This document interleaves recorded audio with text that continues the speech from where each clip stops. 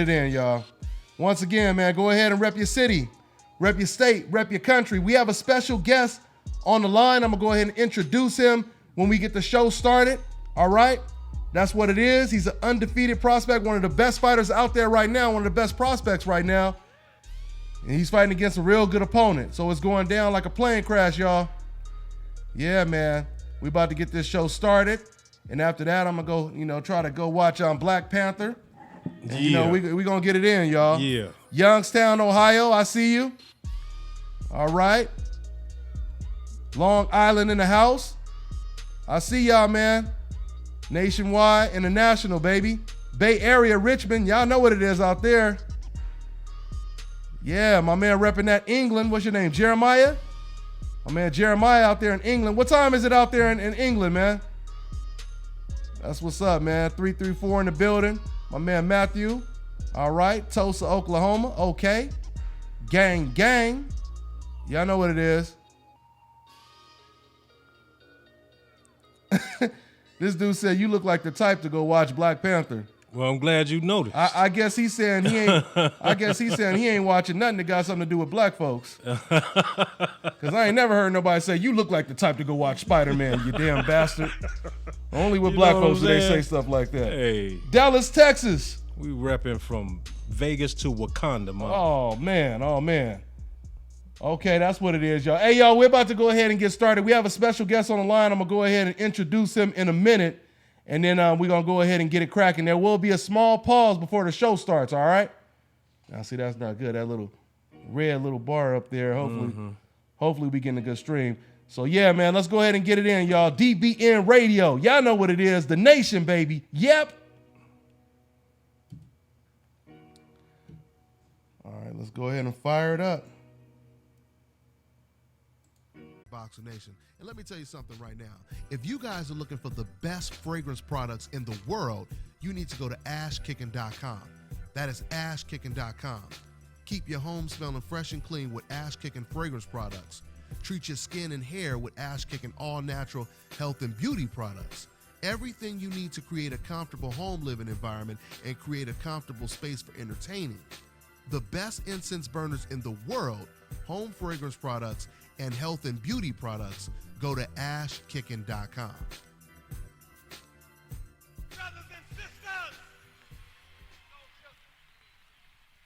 and sisters, I don't know what this world is coming to.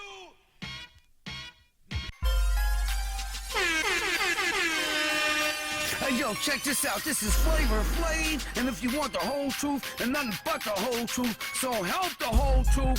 Hey, yo, you better listen to Dante, baby. Dante!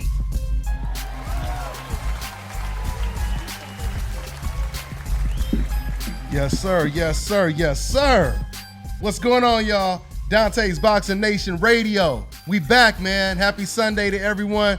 We had a really, really, really good weekend of boxing this week. First things first, let me go ahead and introduce the panel as we always do right now. Co-host in the building, Big Milk. What up? What it do, baby? What it do? What's up, nation? All right. Let me go ahead and introduce my man Money Pal. He's a broadcaster, former fighter, and he has a son who's one of the best prospects in the world right now, Money Pal III. What's going on, Money? Hey, what's up, Dante? Milt, what's happening? What's going on? How's everyone? Everybody lovely, baby. Appreciate it. All right. Yeah, that's what's up. That's what's up. We also have the very, very beautiful Miss Boxing Baby. She's on the line, holding it down out there in New Jersey, New York, East Coast, all of that. What's going on, Miss Boxing Baby? Yo, what's up? All right. Now, let me go ahead, man, and introduce my very, very special guest. This man right here is a very, very talented, one of the most talented fighters out right now when it comes to prospect and everything. My man Regis, Prograis is in the building on the phone. What's going on, Regis? What's up with it? How y'all doing? We All good. right, man. Hey, man, what's going on now? Hey, man, What's up? I'm really, All right. I'm really glad you could make it, man. You got a big fight coming up. First of all, if you could just kind of, introduce yourself. I mean, a lot of people already know who you are, but kind of just introduce yourself. Give everybody a little bit more insight on you. You know, how long you've been in boxing, when you started and everything, before we talk about your next big fight and everything, Regis. Well, I've been boxing since I'm from New Orleans, originally from New Orleans. I've been boxing since Hurricane Katrina. Right now, I'm 20-0 with 17 knockouts. I'm ranked number 2 in the world at 140, and the current NABF champion. And I'm fighting Julius Ondongo on March 9th for the interim title. And my bad, I forget, man. You were supposed to fight another big name before that. He just pulled out. Who was it again? Victor Postal. Victor Postal. Victor Postal. Yeah, Victor Postal. So he just pulled out, and now you're fighting. Do you feel this is somewhat of an upgrade, or you feel this is pretty much the same level? You feel Postal was better? How do you compare the two opponents? Actually, I actually think Julius Ondongo is a better opponent. Postal is good. He's definitely he was a former world champion, WBC former world champion, but Julius Ondongo was a former 2-time world champion. So as far as resume goes, in the belt goes, Julius Ondongo is a better he's a better opponent. So they asked me about the switch, and I was just like, yeah, that's who I want. I know I was gonna fight him eventually. So they said that name, and I was like, yeah, let's do it. I want it. Mm-hmm. And who are you working with out there to prepare for him? I mean, did you have to switch up sparring partners, or was it pretty much the same deal, or what? No, I definitely had to switch up sparring partners because Postal is an orthodox and Julius Ondongo is a southpaw. So training camp is training camp. It's still it's still gonna be hard and gruesome days every single day. But as far as the sparring partners, all I did is switch my sparring partners up. That was all. Okay, and what's the game plan? You see an inside fight, you see a chess match, a little bit of both, or what? It's whatever.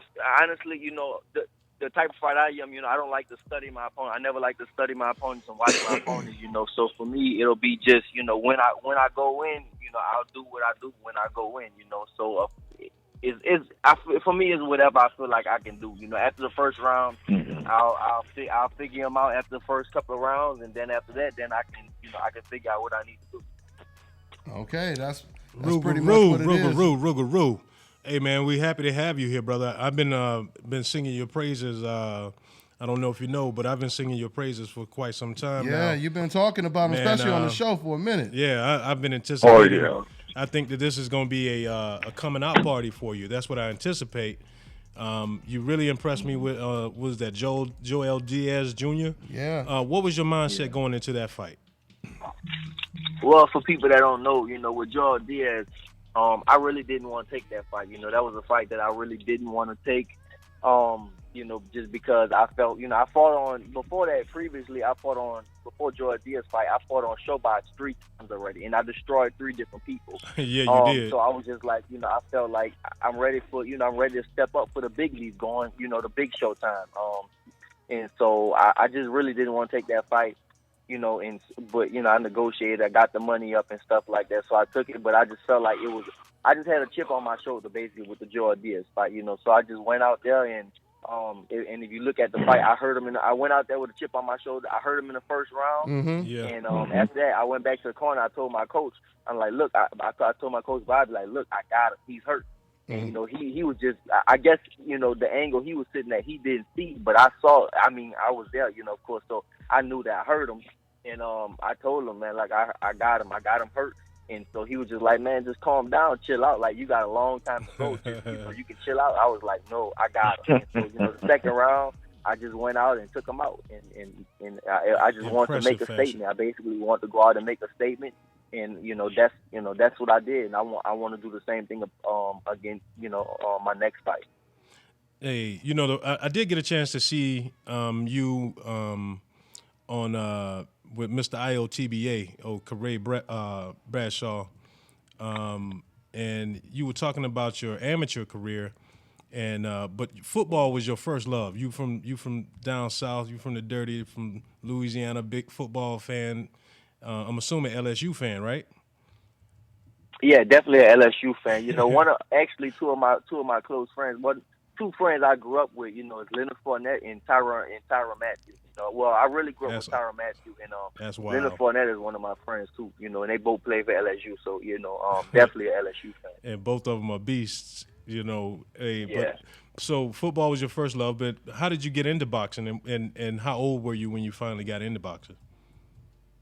Well, when I kind of grew up fighting on the street. As far as like fighting, I kind of grew up just fighting in New Orleans. Like that's just how we are. Like I kind of grew up just fighting on the street and stuff like that, you know. But as far as like really getting into boxing, I got a couple of different stories, but really everybody knows like the football story.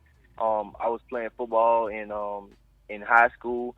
And as football players, we all rough and stuff like that. So we'll get in the boxing gloves. So every Friday we'll go ahead and everybody will get in the boxing gloves. And one day I just went in there to watch, and they said, "Look, you can't come in here unless you're gonna fight." So I was like, "Shit, all right." And one of my partners, he put the gloves on me, and they had a dude already with the gloves on in the middle of the floor, and nobody wanted to fight him. And so he looked at me, and he gave me the gloves, and I whooped him. I whooped him, and then after that, I kept doing it every Friday, and then people in the school started to know me for like knowing how to fight. And then one day the coach came in, and it was the offensive coordinator, whatever. He came in and he watched me. And after that, he pulled me to the side. He like, "Look, you don't got no future in football, but you might have something in boxing." And so after that, I turned my equipment in. I was like, "Man, I don't want to play football no more." And I started going to the gym and start boxing. But my grades started going down, so my mama pulled me out of it, and then waited till the summertime. So then the summertime hit, and I trained the whole summer. I just was real dedicated to. I trained every day the whole summer. And then Hurricane Katrina hit. And then after Hurricane Katrina hit, I had to stop for about 9 or 10 months, almost a year. And I finally moved back. I moved all around, and I moved back to Houston. And once I really settled back in Houston, I went to Savannah's boxing gym, and then I really started my amateur career. And for everybody just tuning in right now, you guys are listening to the undefeated prospect, my man Regis Prograis. He's in the building. He's going to be fighting against Ndongo in his next fight. That's pretty much what it is, man. So now you fighting that super lightweight right now. You see yourself standing there for a while. You want to unify the belts. Any fighters on your hit list for 2018, Regis? It's definitely a lot of names. The 140-pound division is definitely about to heat up. It's a lot of good fighters out there. I just feel like I'm if not one of the best at that weight right now, and so I just want to prove it. So this is like one of my first steps to proving it. So they got a lot of names. They got Jose Ramirez and Amir Mine. The winner of me and Ndongo will fight the winner of them for the belt. Nice. And they got Omar Figueroa and Adrian Broner. They're gonna fight also, and then they have Mikey Garcia and Lipinets, and then you got a dude over in the UK, Josh Taylor. Josh Taylor, good too. Yeah, so he is. It's a lot. It's definitely a lot of talent right now. The 140-pound division is definitely about to start heating up big time, and I feel like I'm on the top of that list. So I think that, and I want to fight all those names. The best people, the winner out of all those names, I want to fight all of them. To prove that I'm the best. I'm a competitor, so. When they told me Victor Postal pulled out and they asked me who would I want, I said, "Shit, give me Julius Ndongo, give me a world champion, former world champion, somebody like that." Because I know how boxing is.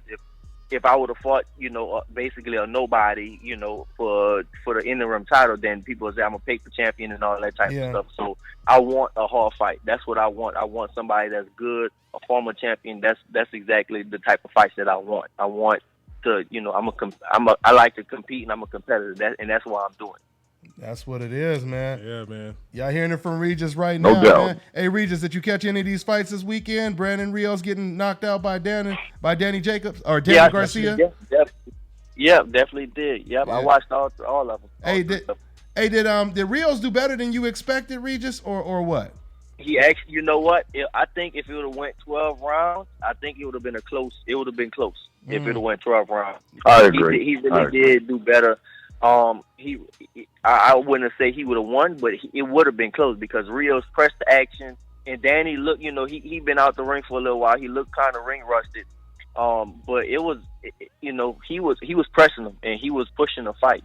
So I think he definitely surprised me.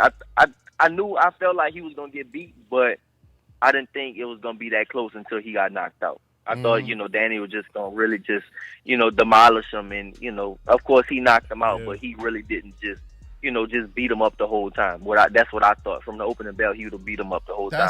It definitely didn't happen like that. No, it didn't. I mean, so Regis, with you saying that, you didn't expect that. I mean, how do you look at Danny Garcia now compared to all the other welterweights after seeing, his performance against Brandon Rios? You see him competitive with them? I definitely still think. I mean, for me, it's a lot of people at the 147 division right now. But if you look, it's only a couple of them at the top. People right now, people looking at Crawford at the top, but he's not at the top. He hasn't even fought at 47. Yeah. You can't even compare him with those dudes. The top fighters right now. Sad to say, of course, Jeff Horn has a belt, but I don't think he's a top fighter at the division. But the top fighters are, of course, Keith Thurman, Errol Spence, and somebody like Sean Porter. They're the top fighters. And you can throw Danny in there too, but those are, really like the top fighters. But I think Errol Spence is definitely the best in that division right now. I don't see nobody beating him at 147. Yeah. So I'm gonna go ahead. Hey, is it true that you and Errol had a match in the amateurs? Yeah, we fought twice. Y'all fought twice, man. I fought at 152 in the amateurs. So yeah, we fought twice. Oh, okay. And how did that go? Well, the first fight, it was real close. He beat me both times. I definitely Ain't no shame in that. He beat me both times. Of course not. It's Errol Spence. I'm not worried about that. Right. And it's the amateurs. The amateurs don't always translate. Yeah, of course. And at the time, Errol. At that time, I fought Errol the first time. Errol was like a three-time national champion, and that was like my first time ever going to Golden Glove. I went to Golden Glove State, and we fought in the finals. So I won all my fights. He won all his fights, and we fought in the Golden Gloves finals. Oh, wow. And it was a 3-2 split. Some people thought I won. The judges thought he won. So it went like that. I got out the ring, and people were saying, "Man, you won that fight." So it was definitely a close fight. And in the second time, he beat me. He beat me a little better the second time. He beat me on more points the second time. But the first time it was a close fight. It was a 3-2 split. We fought in Dallas, which is his hometown. So. Okay. But yeah, that's how it went. He won both times. Yeah, that's what's up, man. I mean, what do you think? And I don't want to put you on the spot here because I know these are people that you consider, I don't know, comrades, at arms or whatever. Y'all fight, y'all go out there and put it on the line. But do you see yourself not wanting to fight anyone in the division or anyone that you see in boxing that you would just say, "Hey, man, I don't want to take that fight"? I mean, what do you say about? You mean as a fighter? You mean as like friends or as like scared of them? Not friends. I won't say scared of. I don't want to throw it out there, but I mean, it just seems as though no one wants that IBF welterweight title, and I'm just wondering what. Yeah, but he had 140 though. Too, I know. I'm not asking him if he wants to fight Errol. Yeah. But what I'm saying is, what does it look like for boxing from your perspective?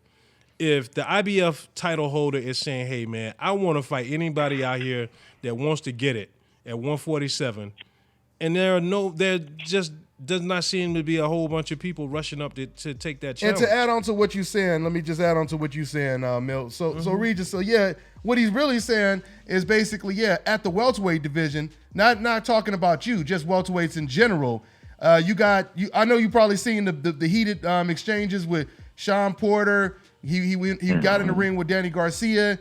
He went at Keith Thurman, and then you have Errol Spence, who you just said right now is the best welterweight in the world. So, I mean, what do you think about that whole situation where a lot of people believe Errol Spence is the top? He's the number one guy, and he's offering all of these guys a shot at his title, but yet they rather prefer to fight, each other. I mean, your whole thoughts on that whole situation, Regis? Well, I mean, they scared. I know they don't want to fight Errol. The Keith Thurman. I think the closest thing that can come to Errol is Keith Thurman. And say Keith Thurman says he will fight him later, maybe next year or something like that. But I just don't see nobody like if Danny Garcia fought Errol Spence like he did with Rios, he won't last probably not even 4 rounds. He'll get knocked out. I agree with you. Sean Porter, I think Yeah. they knock out Sean Porter also. Errol Spence he's aggressive minded, he's big, he's strong, he's durable, he doesn't get hurt by no punches, and he's real accurate with his punches. And so at that and he's big, at the same time at that welterweight division, he's bigger than all those dudes, and he's not just big. Some people are big, but he's actually big and strong at the same time. Right. He was strong. I mean, he was strong in the amateurs. When we fought, he was. You can feel his punches, how strong he was. So Wow. I know.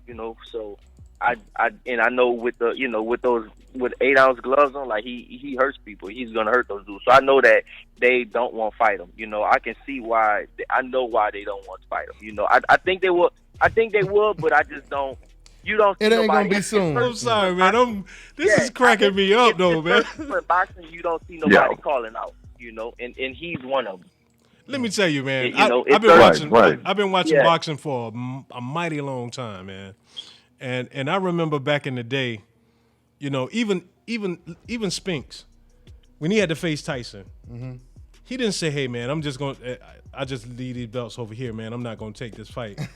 You know what I mean? He stepped in the ring with Mike Tyson. There was a lot of people that didn't want to fight Mike back then. Yeah.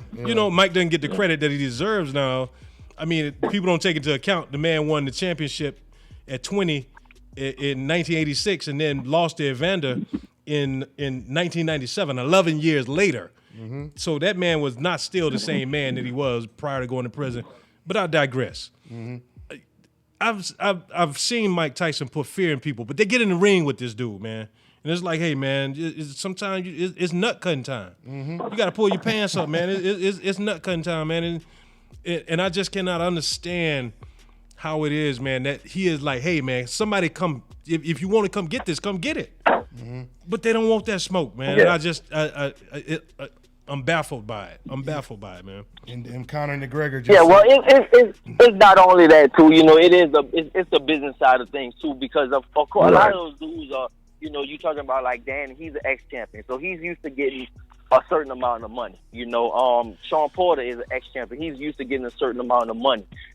So with Errol Spence, his name, he's very like. I feel like I have the same problem like Errol Spence. Nobody don't want to fight me because I know what you've been through. Not big, right? My name is not big enough. My name is not big, high but risk, I'm very high risk. High risk, low and that's reward. That's why I feel like. Yeah, Right. that's why I feel like Postal pulled out the fight because of that.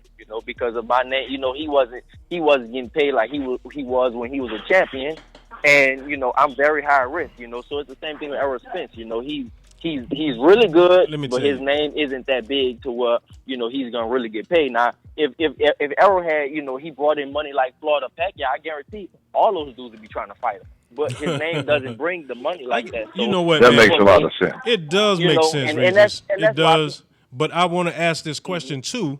If say for instance they mess around and win that IBF title, I mean, does that not make them more lucrative? Or does it not make them more marketable? I'll say, and possibly, in the future they'll be making. They're banking on themselves. But I mean, you can look at it like that, But I don't know. You definitely can look at it like that.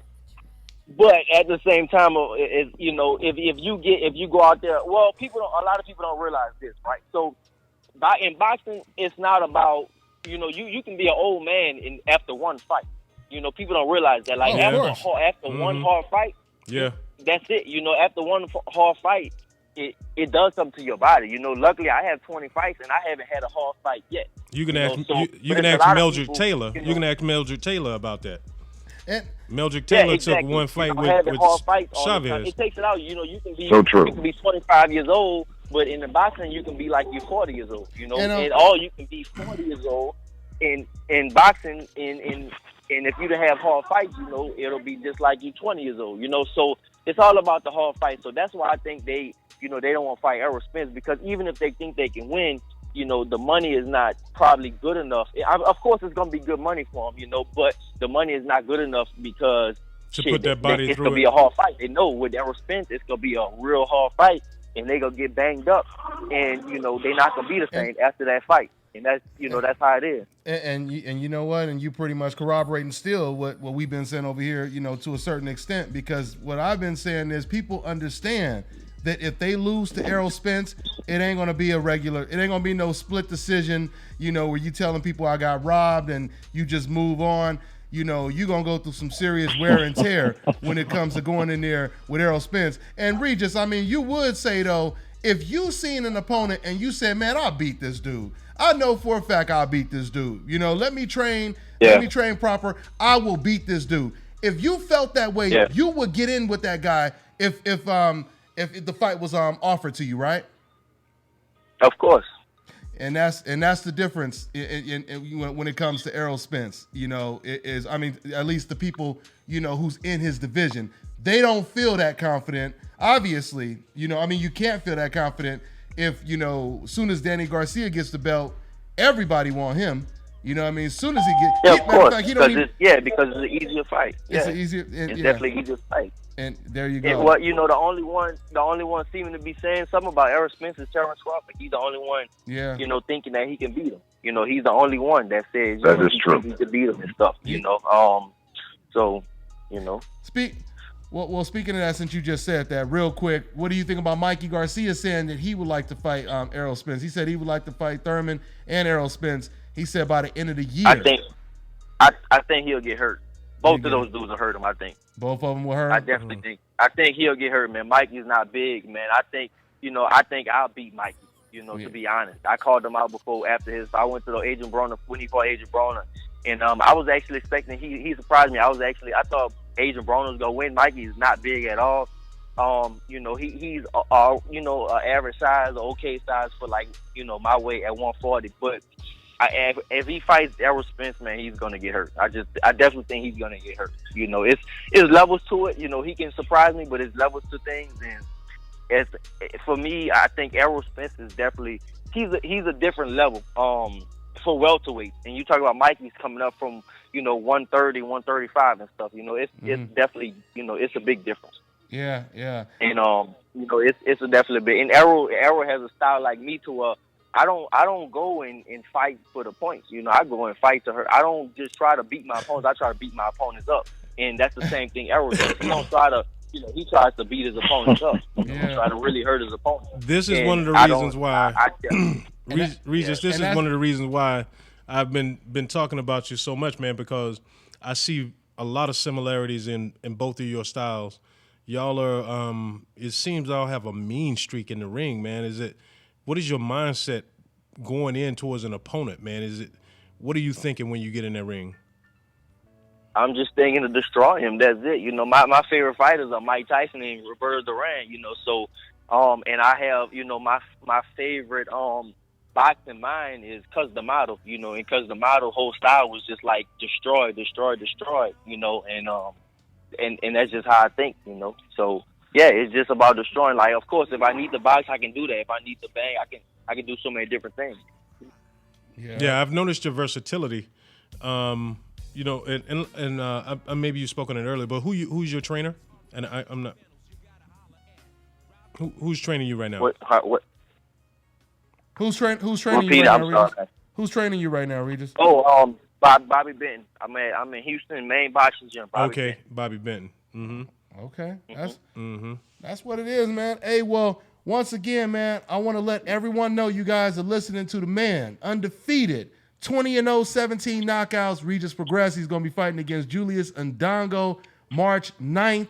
We got him on the horn right now. He's been dropping some of that blue magic on the show right now.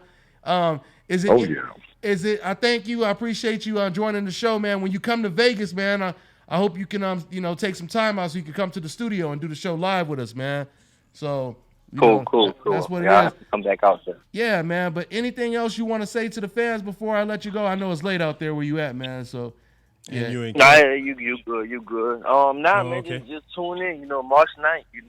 Me and Ndongo go fight, and it should be a real good fight. With the whole post-star thing, and I'm gonna say it again. I'm gonna keep saying it. I feel like. He pulled out the fight on purpose. He didn't want to fight me. He did, he did it exactly 1 month out, so he definitely didn't want to fight me. He pulled out the fight on purpose. But now, you know, he was a good opponent, but now Julius Ndongo is an even better opponent. I feel, you know, he has agree. his resume is better. He's a 2-time world champion, you know. So, you know, I feel like it's just gonna be a real good fight. You know, you have two hungry fighters. You know, of course, he got beat by his last opponent beat him. Crawford beat him. You know, but you know, he wants to prove that he wants to prove that he's still on top and he still can get, you know, he can still be a threat at 140. And I want to prove that I belong there. I want to prove that I am the best at 140. I want to prove that. When Crawford was around, I was calling out Crawford because I want to fight the best. I want to fight the best person in the world. So now, of course, Crawford is up there 147 now. So I'm not even worried about him no more. But now I want to fight. I still want to fight the best, and I definitely will grab all the belts. I will do what I got to do. All right. Hey, pound for pound, who do you think is the best in the world right now? Man, it's hard, man. Pound for pound, I think I might have to give it to Lomachenko. Okay. You gonna give it to Lomachenko? Lomachenko. You know why? Because Lomachenko beat Rigondeaux. You know, and Rigondeaux was real high on my list. I seen Rigondeaux knock out like 5 people in the gym back to back. Wow. Really? Yeah, because he used to train out here in at Savannah. So I seen him do that, you know, with my own eyes, you know. So and he made Rigondeaux quit, you know. So it definitely, you know, I definitely got Lomachenko right now, and I think Crawford is number 2. Okay. Interesting. Hey, that's interesting stuff, man. All right, man. Hey, well, I'm gonna go ahead and once again, man, let you go, family, and we'll definitely be talking to you after that Ndongo fight, man. All right, well, you go ahead and take care, all right, man? All right, man, thanks. Regis, take it easy, man. Take care. Okay. All right, guys, that was Regis Prograis. Once again, he's going to be fighting against Julius Ndongo. That should be a real good fight, though. March 9th. Oh, yeah. It's going to be a damn good fight. Oh, yeah. That's a good one. It's a damn good fight. You know what, before we, here, let me see. Before we take a call, before we go to the next topic, let's go ahead and take a call since we had these cats on hold. Yeah, let's see. We got 281. What's going on? What's your name? Where you calling from, man? This is Ron calling from Houston, Dante. What's going on, Ron? What's good with you? Nothing much. It was good to hear Regis talking, man. I wish I would have got to holler at him. I thought about taking a call too while he was on to see if somebody would would ask him anything. Mm-hmm. Yeah, because I'm down here in Houston and I always call about Charlo and them, and I don't never think to give old Regis no props, but I got a friend that was in his training camp when he was going to fight Postal, but he had to switch it up because of the southpaw difference. But I had heard a lot of good things about him. I just wanted to tell him that. Oh, okay. Yeah, okay. Man. He definitely doing his thing, though, man. Thinking we would have connected that, but anything else? Go ahead, Ron. Yeah, I'm gonna just say one more thing, and y'all can go to the next call. I'm gonna just listen in today, but I just want to say Charlo is gonna be the first person to mess up Hugo's house, because I have never seen this man house to get messed up when he fought anybody. I think he gonna finally. You know what I'm saying? Flatten it out for him. Yeah. Boy, oh boy. That's a good fight, man. Yeah. I hear you, man. All right, man. Well, I'm going to let you go get to another one. Take care, Ron. All right, later. All right, man. So that was my man repping that Texas out there. Yeah, I mean, I think it's going to be more than the hairdo messed up in that fight. That's for sure. Most definitely. There will be damage. So guys, Milt, you're gonna jump into something. So once again, we had a whole bunch of fights. Yeah, man. The schedule was packed this past weekend. Starting on Friday night, man. The main event was Paulus Moses against Raimundo Beltran. I really didn't know a lot about Moses, man, but this guy was. At age 39, he was attempting to become the youngest lightweight champion ever in history at age 39. He started boxing late. He was a police officer in his native country. God, man, it escapes me right now where he's from. But the brother acquitted himself very well, man. I think it was a very exciting fight. He gave Beltran much more than what he anticipated. I mean, he had him bloodied, he had him battered, man, and I had it as a draw. I think the majority of the people who watched it had it as a draw. I mean, through round 6, I mean, I think it was even. I gave Moses rounds 7 through 9, and then I gave Beltran the championship rounds 10, 11, and 12, and it evened out to me. But some judge had it 116, 112, which I thought was a disparity. But I mean, I guess if you had to lean towards one fighter, maybe Beltran pulling out those championship rounds kind of swayed the judges a little bit. So I can understand that, but it was a damn good fight, good hard fight. I mean, that guy really came to fight. I wasn't expecting that. And I missed that one. Yeah, it was a really good fight. Did you catch it, Money? Yeah, I sure did. I'll tell you what, I'm extremely impressed by Moses. He is a pure jabber. I've never seen a man throw a jab. Yeah, beautiful so jab. many times in a fight and be as accurate as he was. And very impressive. It is, he did his thing. But I think in the last 3 rounds is when Ray just really started coming back, and I think that swayed the judges. Yeah, I think that's kind of swayed because the judges. actually I was thinking that Moses probably would have won, But I guess it was those last 3 rounds. I think that's what did it. And he almost dropped Beltran at least twice. I know. That's maybe right. if not 3 times. He almost dropped him. I mean, and he Beltran got a lot of miles, man. He does, He does. I will say this. Congratulations to him, man, because that guy has been through. Most definitely. He's been through a lot, man, and he's a dreamer. Came here to the country, man. When he was a young man. This is kind of helping him and his family to stay here in the country. So I want to say congratulations to him for putting on a hell of a fight, man. I think the next opponent is going to be probably a real tough fight for him. So it's been, and it's been a crazy weekend of boxing, guys. It's been a crazy weekend of boxing. I want to jump all over the place too. You know what? Let's talk about real quick. Shout out to my man Dwayne Beeman. We went out there to Mexico, and I got a little bit of I just documented everything, so I got a little mini documentary type video that I'm gonna go ahead and drop. It'll probably be dropping Monday, so you guys will see everything that took place out there from the time I touched down at the airport to the time we headed out.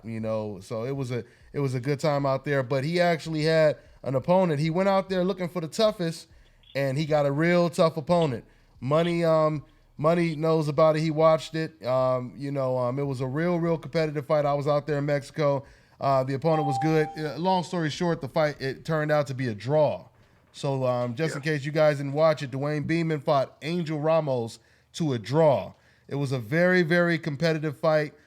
Money Pal, go ahead and give me your thoughts on that fight, man. You watched it. What's your thoughts on the fight?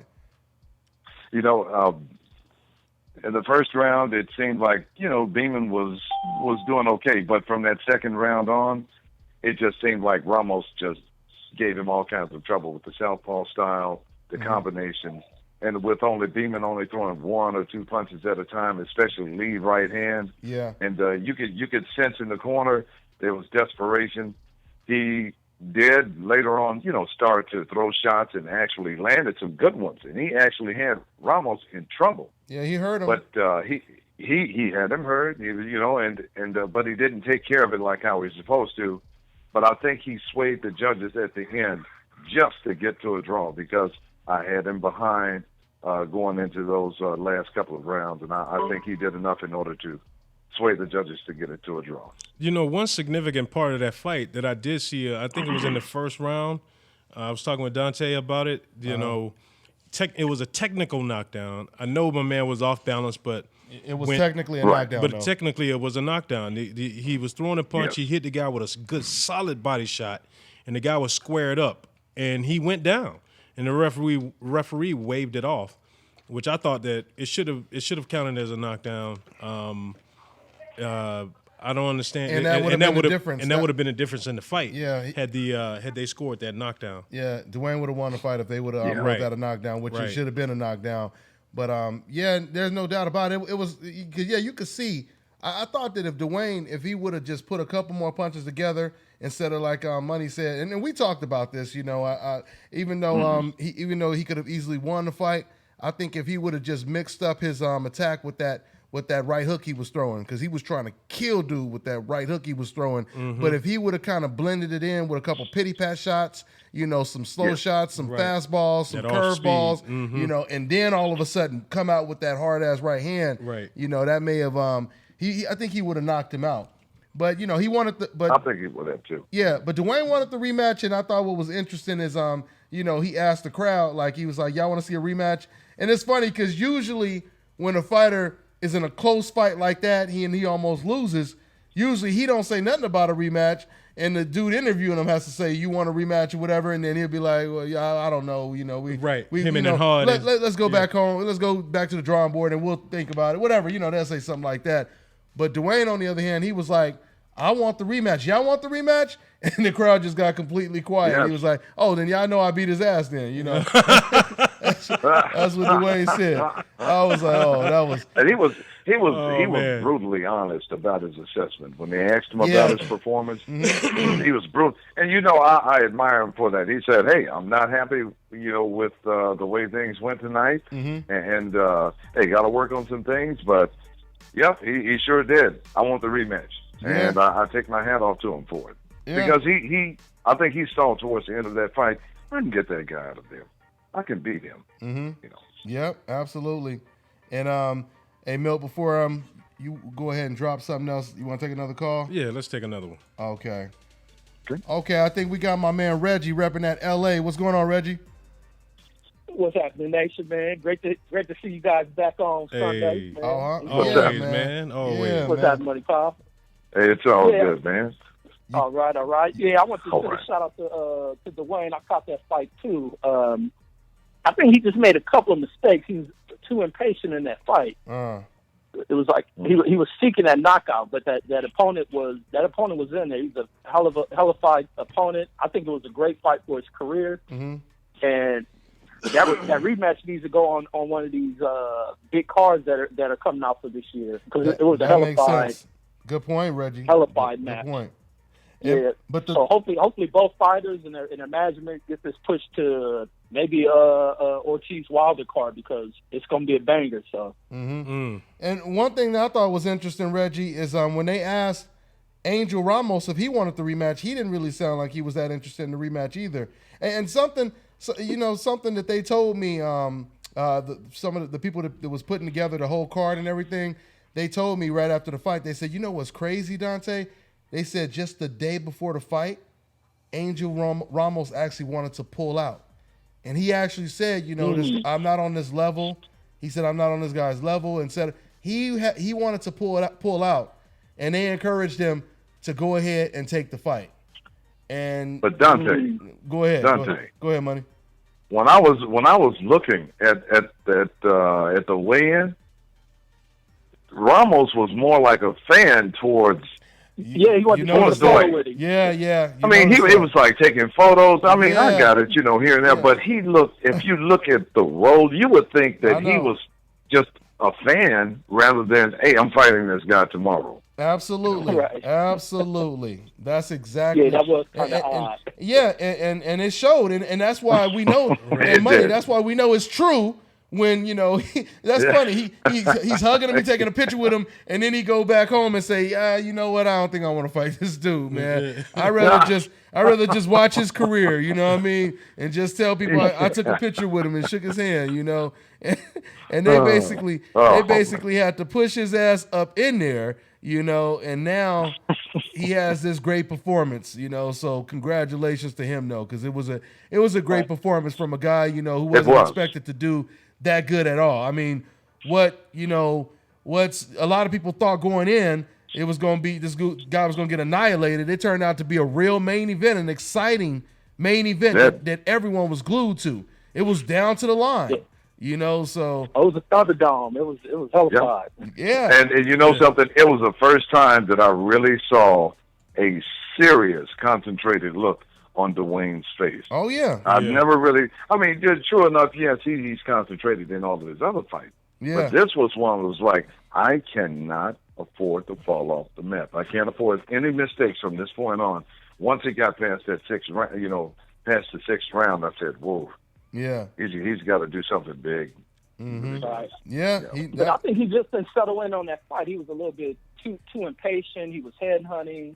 He didn't throw the jab. That left jab was ready. He never threw it. He was trying to knock this guy out. I don't know if he's trying to please the fans or whatnot, but if he seriously studies his tape, he can get this guy out. But I don't think he was mad about a draw. I think this is great for his career. Like, it's better than the L. Circulates the internet. Yeah, you got that right. Circulates the internet. This fight can be hyped up and put on something big. It doesn't have to be fought in Mexico again.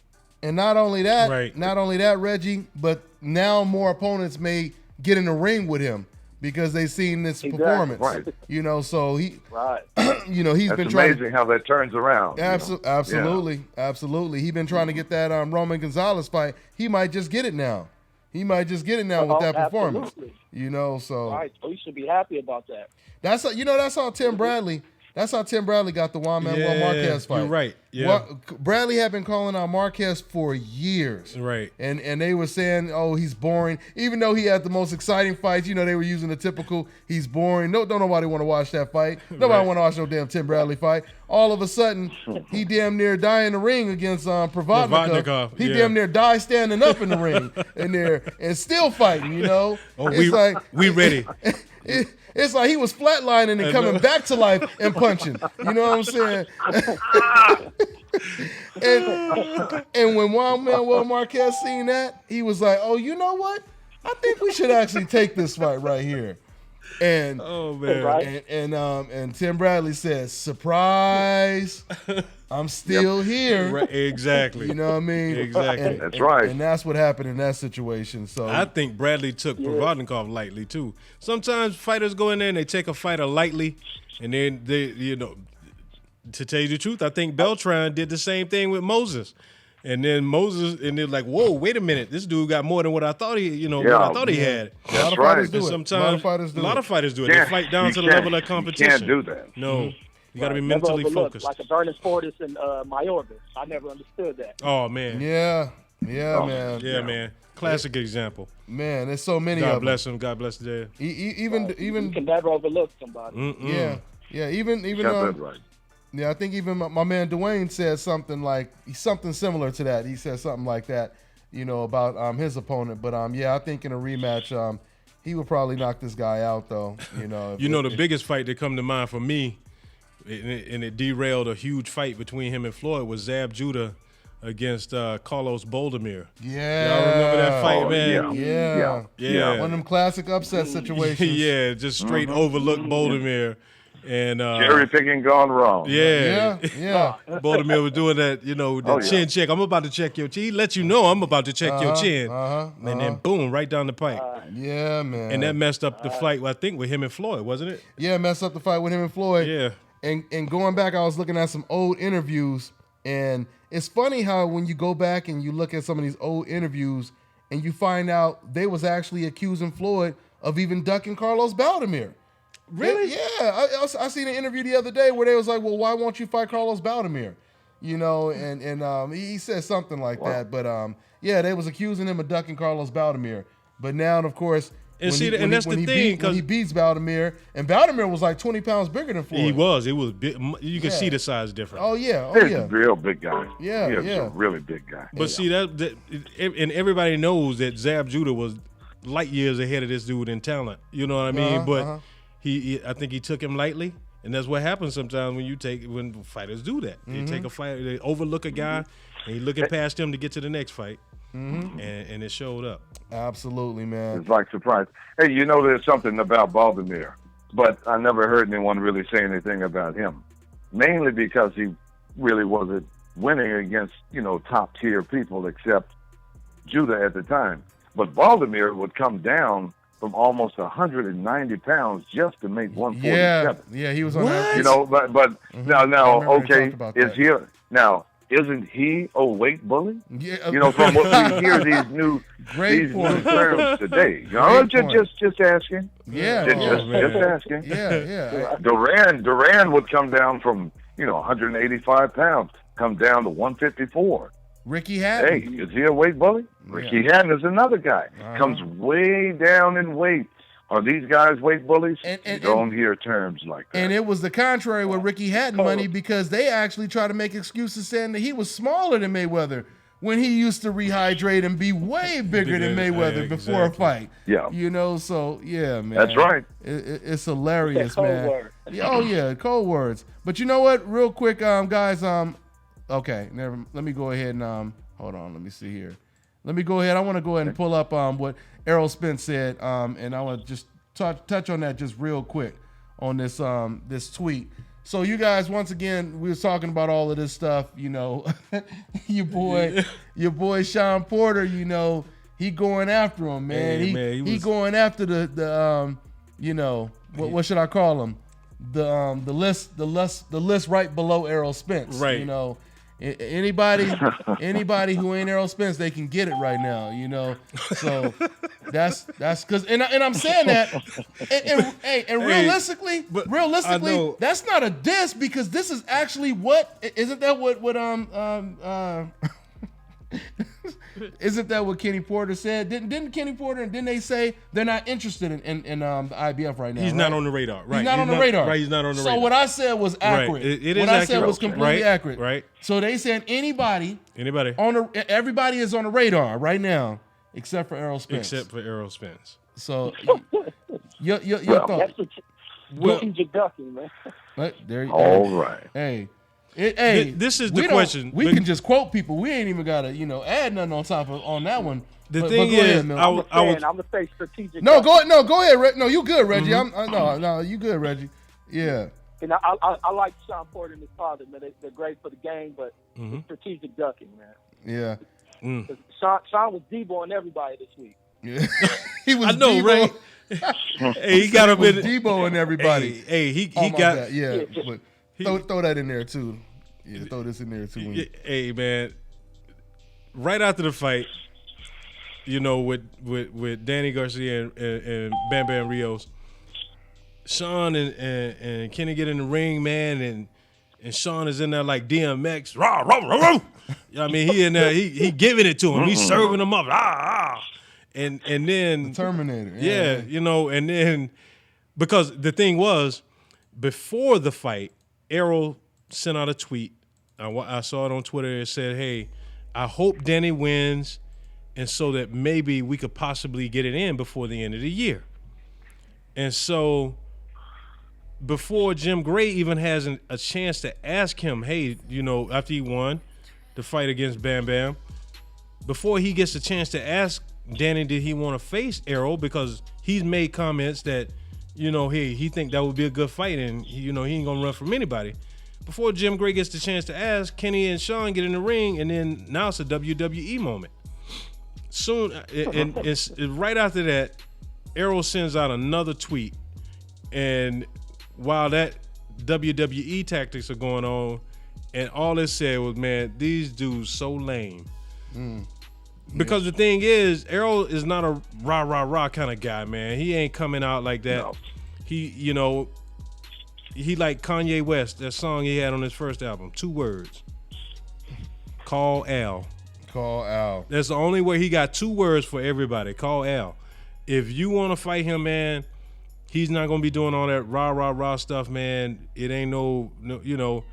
And he just got a quiet, calm demeanor about him, man. He doesn't get riled up. Right. I could just appreciate somebody that goes about their business like that, man. The cat is humble. He ain't out here. He knows who he is, what he can do. But the thing was, I saw an interview I believe it was on the Boxing Voice. Shout out to them.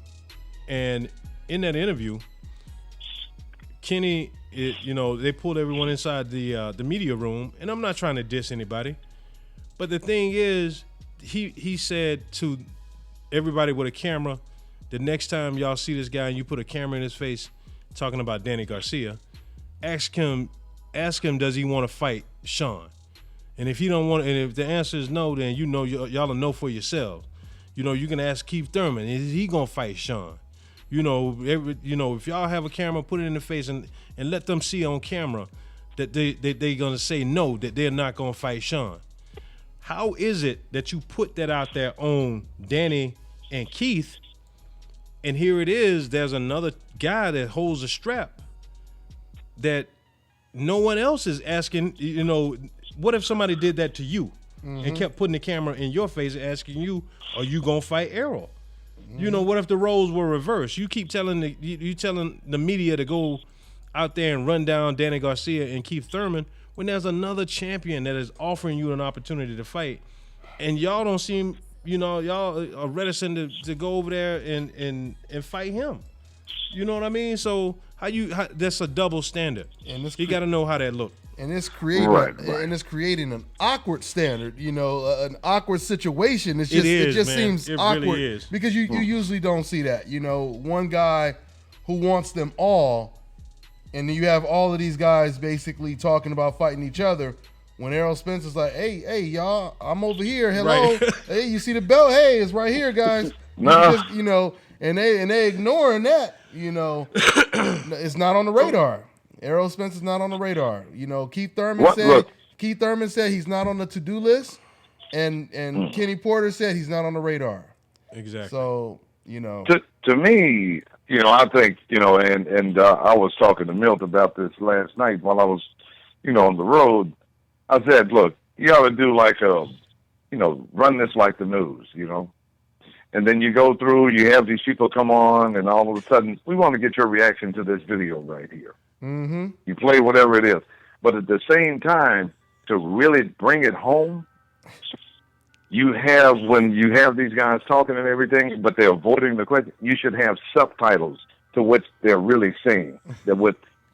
It's like, okay, they're saying that, yeah, we hear them saying this, but the subtitle that's really saying, what I'm actually trying to say is, bro, I don't want to fight you. The translation. Yeah. Because this will be a devastation from a financial standpoint of my boxing career. Right. So I'm trying to avoid you at all costs. All this going across the screen. It's nothing personal. It's just business. Right. All of that rolling right across the screen. Right. But the fans are putting them up to are holding them accountable and forcing them, because you put that one video with the fan coming at Keith Thurman about ducking. And his name was Rudy, by the way. I found out his name was Rudy, by the way. So, Rudy, yeah. But go ahead, Reggie. Shout out to Rudy. The fan that opposed him, and then here's Keith Thurman's, you know, his tone and everything changed. But now he's realizing that fans are coming after it for this, you know, his silence as far as Errol Spence. The fans are getting more involved, and now it's going to end up happening to the same thing's going to start happening to Sean Porter for his tactics for this week. So there's always this is what. And look, check this out now. What you just said. This is the result of new media. All day. It is the result of new media, because now the fans are engaging now, and the more that they actually engage in situations like that, it is going to start forcing people at the top to, hey man, maybe we should make this fight happen right here. Right. Yeah. It makes the game honest. There you go. Beautiful storm. Absolutely. There you go. And somebody, I want to respond, because somebody said, Dante, why are you giving Porter a pass? And I'm telling you right now, I don't think that they're going to look at this as a pass. They're going to be very upset with us. Not at all. They get very mad with us, man. And it's not that a lot of them take this personal, man. And this is business. This is all this is. But all we did right now, though, is quote what they said, though. Exactly. Kenny Porter, he said that, right? He said that. I can pull up the interview. He said Errol Spence is not on our radar. Yes. You know what I'm saying? That's what he said. Kenny and Sean said it. Yeah. So, and once again, Keith Thurman said he's not on my to-do list. He said, you know, I'm not ready right now. He said maybe next year. These are things that we quote, and because, you know, I'm gonna put the interview up. I got a lot of footage, man, that I haven't even got to yet. But we went to a gym, and when I went to Mexico, you know, it was a gym, and they were a lot of fans. They were like, we Keith Thurman fans, and et cetera, and they was giving Keith Thurman a whole lot of love. But the implication was, you know, that if we talking too much about Keith Thurman versus Errol Spence, we must be hating on Keith Thurman. once again, that goes back to the conversation we had on the show before. Just because you want to see the best two football teams play, that don't mean you hating on one of the football teams, right? Exactly. So how does that even logically add up? It does not. And hey, let me do this right quick. Go ahead. Because someone else it's someone that made this statement in the comment section. I can't remember. I didn't get a chance to see who it was, but they said, hey, Sean's not ducking because he's not ranked in the IBF. You gonna make me spit my water? Don't be saying stuff like that while I'm over here drinking water now. Come on, man. Oh my goodness. They killing me with that one, man. This cat is a former IBF champion. Let me tell you, I don't want to upset anybody, man. There is no Santa Claus, there is no Tooth Fairy, and politics controls where you rank and who you fight in boxing. Sometimes the politics of boxing. Yes. He's not ranked in the IBF right now, but he could come in tomorrow and be ranked number 2 or number 1.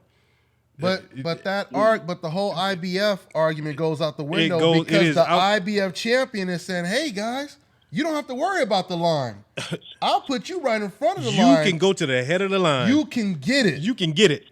You can get it. You know can. Hey, if Sean Porter wants that, he can get it. Here is your express card. Yeah, you can take the express lane. Yes. To come fight me. Yeah.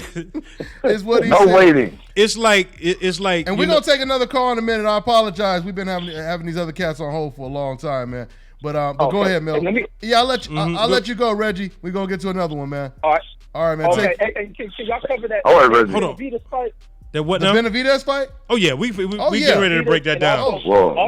We getting ready to break that down, and the George Groves versus Chris Eubank. We getting ready to break that down too. And also the report of Lomo speaking about Oscar trying to ruin that Linares fight. Yes, I got all of that is on tap, brother. We got it on tap. Got you, family. All right, Reggie. Excellent. All right, man. Catch up with you, Reggie. Hey, take it easy now. Oh, my bad, Reggie. But anyway, go ahead. What was we about to? Oh man, I lost my train of thought, man, because he got me. You was about to say something. Okay, well you got what you. Okay, anyway, we'll go ahead and get. Let me get to this George Groves and Chris Eubank. Go ahead, because I've been dying to get to this one, man. Let me tell you, that right there, I told y'all that was going to be a tough fight. I actually thought Eubanks may win that fight, though. I thought he was going to win it, but I said that was. I thought he would win too. I told y'all that was going to be a much tougher fight than people thought it was going to be. I gave Groves a chance, but I didn't know he was just going to box circles around this cat. Let me tell you, when you've been getting fed a steady diet of fighters who stand right in front of you, offer no defense, great point, and try to do nothing but bang, and you out-bang them. But I saw quite a few flaws in Eubanks' game. Everything he throws is from the outside. He never comes straight down the middle. His jab is not really that great. But he got exposed. I'm talking like Janet Jackson's nipple ring. This dude got exposed to the world. Yeah. The other night, man. It was it was almost amateurish the way he was throwing shots and the way he was mixing it up, man. At times in that ring. He did catch Groves with some good shots here and there, and some of them I don't even know how he caught them because it was completely telegraphed. He was throwing wide hooks, man, and a couple of them caught Groves, but for the most part, Groves stayed outside boxing. I will say this though, Groves did hold and clinch on the inside a lot, quite a bit, man. He did, and he should have been penalized for that. Probably should have been penalized for that. But the thing was, he followed B.J. Saunders' blueprint. Kell Brook, B.J. Saunders. What I'm just talking about, that style of fight. I call it the UK clinch because they don't mind clinching in the UK, man. But he seriously got exposed. I don't even. Is Miss Boxing Baby still on? Oh, Miss Boxing Baby, you there? I think she dipped on us. Yeah, she out there. Yeah, because I wanted to see that she see that fight too, man. Yeah. But did you get a chance to see it, Money? Yes, I did. I mean, I watched pieces in parts, but for the most part, with what I was seeing, I just saw Chris Eubank he was like a fish out of water. He was reduced to swinging hope. Overall. Exactly. Exactly. And and what I said last week when we did the show, I said, the main question, because I thought Eubank would pull it out. I just felt that maybe Groves would outbox him in the first couple rounds, and maybe Eubank would come back and knock him out because I'm thinking maybe Groves is prone to being knocked out now because he's been knocked out multiple times. I mean, it looked to me like almost every time Badu was touching him, he was hurting him. Yeah. So that's what I had thought. But I said, we're going to find out. The question is, has Eubank gotten better? Has he improved since the B.J. Saunders fight? And the answer is hell to the no. Hell to the no. Yeah, so that he really hasn't. No, I think he just needs to. He needs a new surrounding. Yeah. Probably to come over here and get with guys that are technically sound at a minimum, spar with these guys that are technically sound. So, see what kind of adjustments that he can make, later on down the line in the future. Because now anyone that can box halfway decent, man, he's just going to have a hard time with them unless he catches them short in an exchange. That's the only way he can really do that. Yeah. Hey, but the thing is, I want everybody to understand when Triple G went over there to sign that fight, and they lost the pin somehow. It fell in the sofa or something. But they couldn't find a pin to sign that contract, and he ended up fighting Kell It was his dad. Well, his dad did the exact right thing because he was not ready for Triple G. Triple G would have destroyed that young man. But I will say Styles still make fights, though, man. He would have been in there trying to bang with Triple G, which would have been the exact wrong thing to do. But if Triple G would have tried to bang with him, though, I think that would have gave you a shot too, though.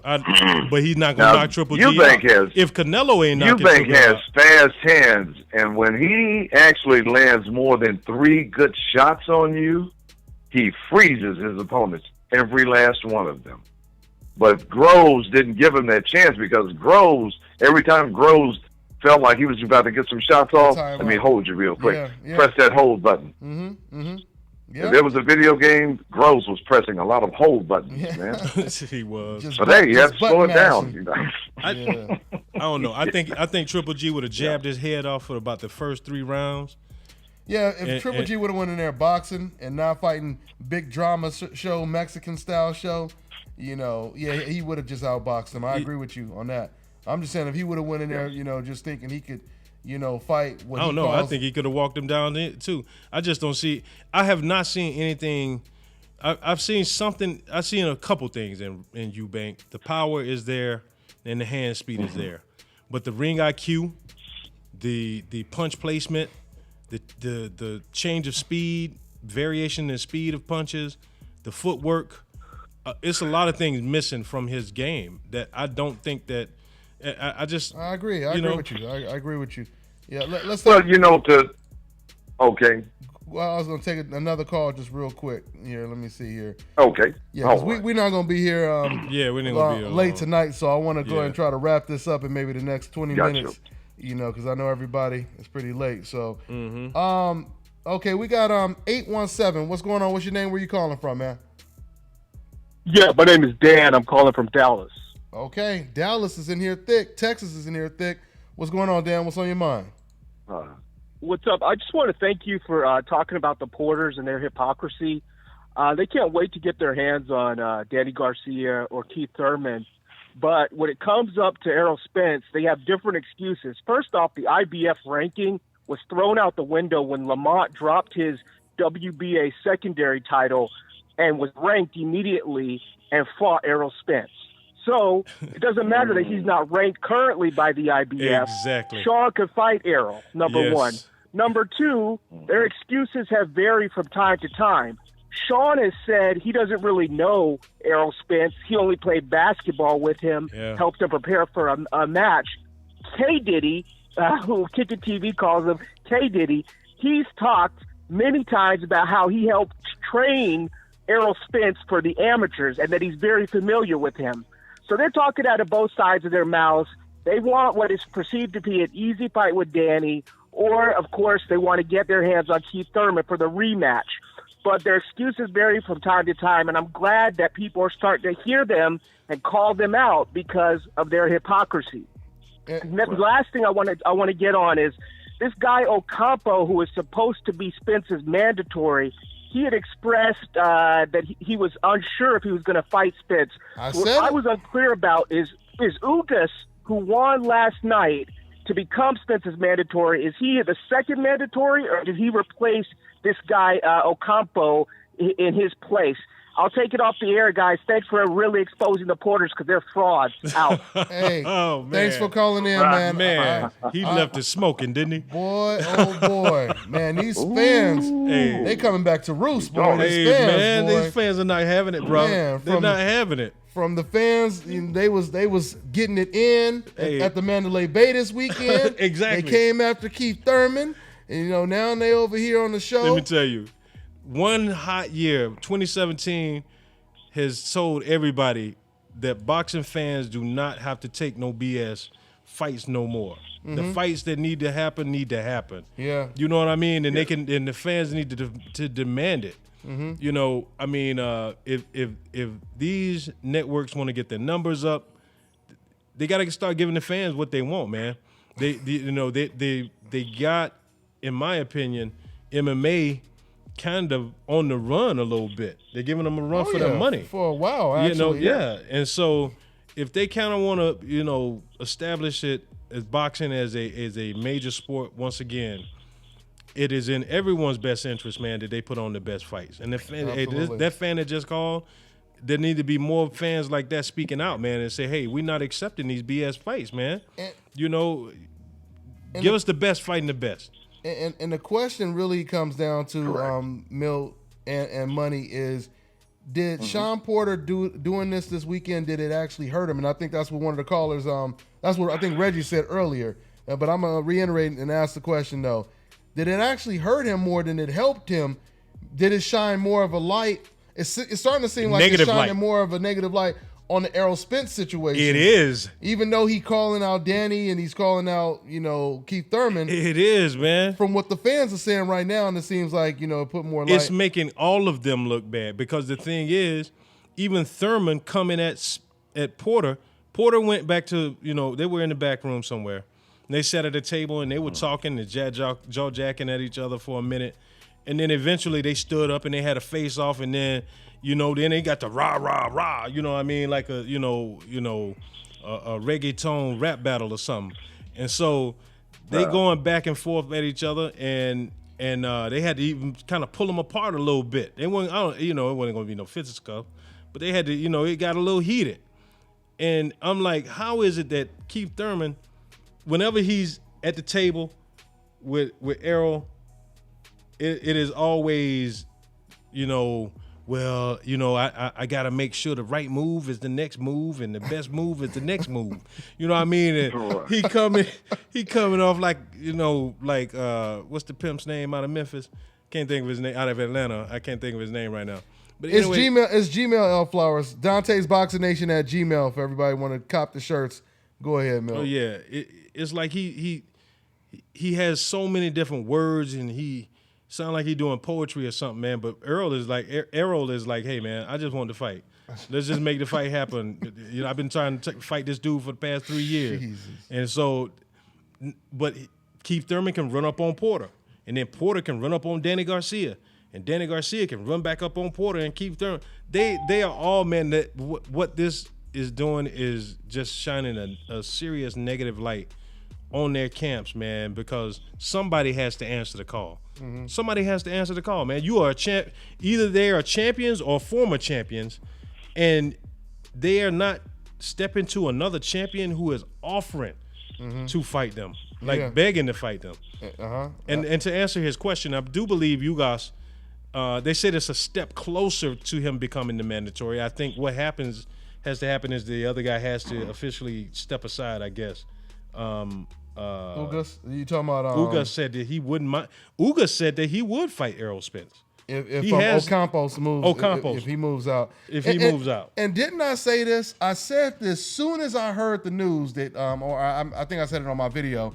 Well, I think I said it on the live feed too, though. I said I wouldn't be surprised if he doesn't even want that fight, because all of a sudden we all hearing, Ocampos and he like, wait a minute, y'all, I'm not crazy about that fight, because this is the same thing that happened with Constantine.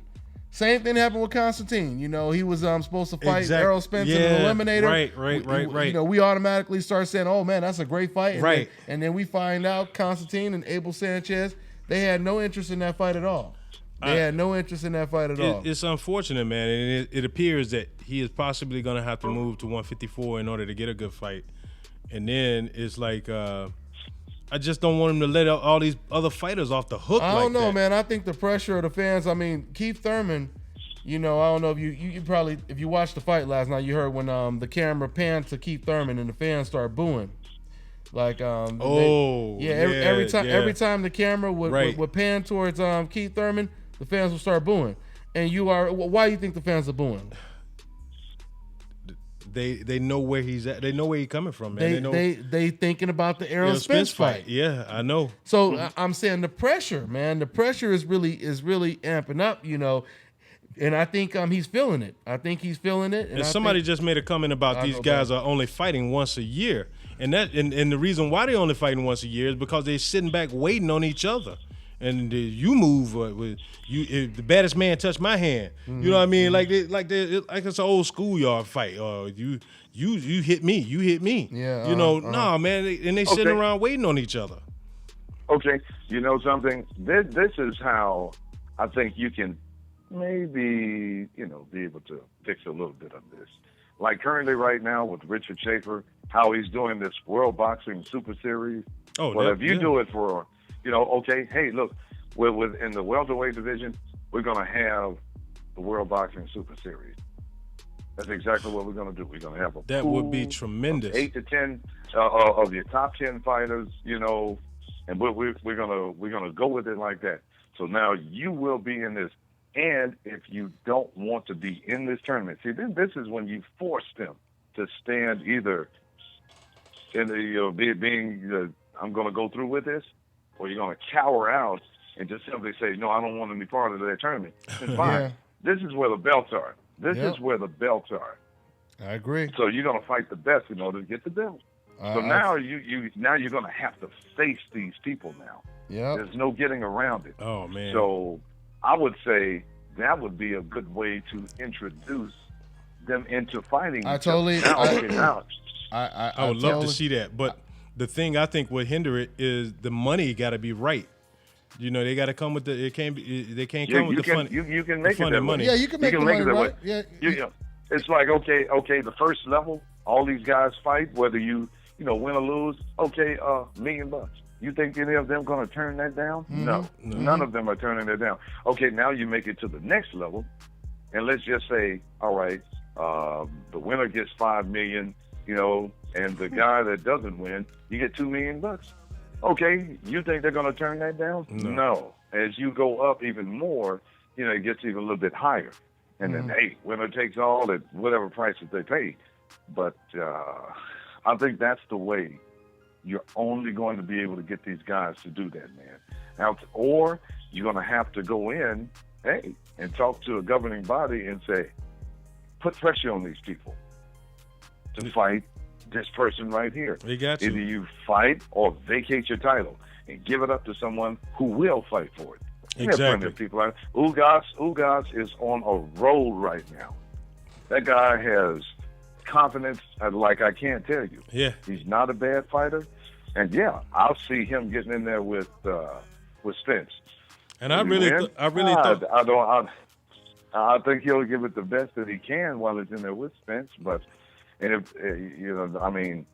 the guy is tough, and he does well against southpaws. He does. Yeah, he doesn't really have. Absolutely. He fought Bryant Perella. Let me tell you something. When Ugas fought Bryant Perella, I just knew Bryant was going to get the victory and move on. He caught Bryant short. He caught him early, and Bryant just could not at that time. He couldn't recover. And I thought that new Ray Robinson was going to give him trouble last night. Yeah. I thought he really was, man. And Ugas looked real good. He looked real good. He looked like a a conventional Edislani Lara, man. Yeah, that's what he looked like, man. Yeah, he looked like Edislani Lara, just right-handed. But I was gonna give a shout out to my man Boxing Ego, because somebody said in the comment section, somebody said that Boxing Ego loves Errol Spence, right? Now we're going back to these code words again. And I want to ask the person in the comment section, what did he say about Errol Spence that you disagree with? That are you saying he loves him because he wants to see Errol Spence fight Keith Thurman? And you see how it keeps going back to that little talking point, that narrative, because as far as I'm concerned, first of all, they only really say this love stuff about black fighters. I'm just gonna just put it out there. The crazy stuff that they say. There was some people accused me of loving Triple G too. Yeah. I like Triple G. But I'm saying I know what you're talking about. I'm saying the majority of times you hear that. Yeah. It's usually against a fighter on a coincidental list. Exactly. And so I'm just saying a lot of times what that really means is, you calling that person like an N-word lover. Right. That's really what you're saying. That's really what you're saying when you say stuff like that. I'm telling you, man, I know these code words, man. And that's pretty much what you're saying. Oh, man. But anyway, but if they answer the question, I see people in the comment, people in the comment section, they putting pressure on the decaf to answer the question. They saying answer the question. But he ain't gonna. He or she ain't gonna answer the question. Yeah. Crickets and frogs. Yeah. Like I said, it doesn't make now. If there was some dude who was a loser, or maybe he had a 50-50 record and he can't get right. That's his name. Like can't get right on life. Your favorite fighter is can't get right. Right. Exactly. And you over here defending the hell out of him. Y'all leave my damn can't get right alone. He better than all y'all. Hey. If he would have trained, completely, he would have won that fight. He would have never got caught with that hook. That's when you say, "Oh, you love that. You a big fan of that dude." That's when you use that excuse. Big fan of can't get right. Yeah. You a big fan of can't get right. I think I saw Errol Spence fight. The first time I saw him fight on television, I think he had it was somewhere between 6 and 8 fights in, and I watched him fight maybe 3 or 4 times, and then I watched him fight live in person 3 times. And I'm here to tell you, man, ever since I saw that kid fight, from where he had maybe 6 fights in, you could look at this young man and tell that he was going to be the man. He was going to be the next big thing. And there was one dude that kept asking me, man, what do you see? I'm like, man, I just see it. When a fighter has it. He has that it factor. That it factor. That's right. It is the way. It is not just necessarily one thing. He's not flashy with it. He's not, he's not doing Ali shuffles and Sugar Ray Leonard, shoe shines and stuff like that. It's just that the man is methodical. He is like the Terminator. Is like he is just gonna keep coming, and his punch placement, his timing, his selection of punches, his ring IQ. There are so many other things. I won't say that I am a fan of one particular fighter, even though I am. Just one fighter that I am a fan of. But I will tell you this. I am a fan of good fighters. I don't care I'm a fan of fighters, period. But if you're a good fighter, man, I'm going to talk about you. I like Regis. Right. Like I was just talking. I like Terrence Crawford. I like Lomachenko. I like a lot of these good fighters, man. I give Kovalev even more credit than a lot of other people give him, because I think Kovalev is a damn good fighter, because he does the few little things that he does them so well that he could get you out of there. But once again, just to add on to what you're saying though, but what is wrong if you did love a particular fighter? Nothing. If you said that guy right there, I'm a number one fan of that guy. Exactly. How is that a negative thing? I know. That's how this is what I'm saying. That's how the N-word lover. Exactly. That's how that term works. Exactly. Something must be wrong with you if you like these people. You know what I'm saying? Something has to be wrong with you, because we were taught you don't like them people. That's how we were taught. So something got to be wrong with you. Right. So I'm not necessarily saying all of them are on some Hitler type. I'll put it like this though, and the people who don't like him, they can't never tell me why they don't like him. Of course they can't. They can never tell me that why they don't like him. Yeah. And it's some ass clown with a I won't call his name, but it's this ass clown, man. He ate up with it, man. He hate Errol like every week, man. He talking some kind of shit about Errol, man. And I'm seeing people in the comment section talking about some people hating on him every week. Yeah. It's this dude, man. He got a channel, man, and this dude, he might as well call it the I Hate Errol Spence channel. Just rename your shit the I Hate Errol Spence channel and go from there, bro. But you see the thing, Milt, wouldn't you think that would be the person you would have more of a problem with? The person who just hates somebody for no reason. It seemed like, but wait, you got a problem with love, but you don't have a problem with hate? Ain't that the devil? Exactly, man. That's the devil right there, right? You got a problem with love, but you ain't got no problem with hate. You know what I'm saying? Exactly. So, man. That is you know where they mind at. That is interesting. Very interesting. Like a pure Grinch. Errol Spence, if you listening, bro, if you got 50,000 haters, the only thing you need to be worried about is getting your 50,001. Get one more hater a day. Mm-hmm. Hey, keep them on their job, bro. Yeah. I always keep a job for a hater. Absolutely. Keep them on their job. Yeah, but once again, at the end of the day, as long as you keep winning, man. As long as you keep winning, you won't be denied. Because that's right. That's what happened with Floyd Mayweather. Right. Floyd Mayweather was the most hated in the sport, and because he continued to win, they had to accept. He's the best. People, ESPN and all these websites, old media members that just hated his guts, forced to say he's the best of this era. They didn't want to say that, but they were forced to. Why? Because he kept winning. So ain't nobody gonna kill. Who said it must be talking about somebody else? They'll kill me if I say that I don't like Loma. I don't know who he talking about. He can't be talking about us. Well, it was a comment up above, maybe 1, 2 up. He said, "What he say? They'll kill me if I say I don't like Loma." Right here, Randy Ridley. Maybe he's speaking to somebody else. I don't know. He might not be talking to us. Conversation. But man, I'm gonna move on, bro, because it's a tight timeline, and there's a couple things I want to get to. Just wanted to speak on that David Benavidez destruction of Randall Gabriel. Right. Congratulations to David Benavidez, man. No joke, man. No joke. No joke, man. Tremendous. And the thing, real quick, I'll let you go, Milt. But Ronald, he did the same thing in the second fight that he did in the first fight. He allowed David to dictate the pace and be first on all the exchanges, and he sat there just blocking, thinking he was going to come back, in return, and that was his downfall. Yeah, that was his downfall. Yeah. Hey, one of the things, Money and I spoke on this last night, and I'll let him make his point that he pointed out to me too, and when he said it, I was like, yeah, bro, I did see that. But one of the things was in the first fight, Benavidez was saying that he was just getting over the flu, or he was just getting over being sick, and he wasn't hydrated properly, wasn't full strength. And last night he was saying that he felt much better. He coming back full strength, and I think last night it showed, man, because I think Gabriel was waiting for him to kind of taper off like he did last time, but it never happened. Mm-hmm. He just kept raining bombs on this cat, man. Mm-hmm. And I really think, man, and I love Eddie Mustafa Muhammad. One of the greatest light heavyweights, man, ever. But last night, man, I wish he would have thrown the towel in on that fight, man, around 8, 9. It didn't have to go to distance because the outcome was not going to change.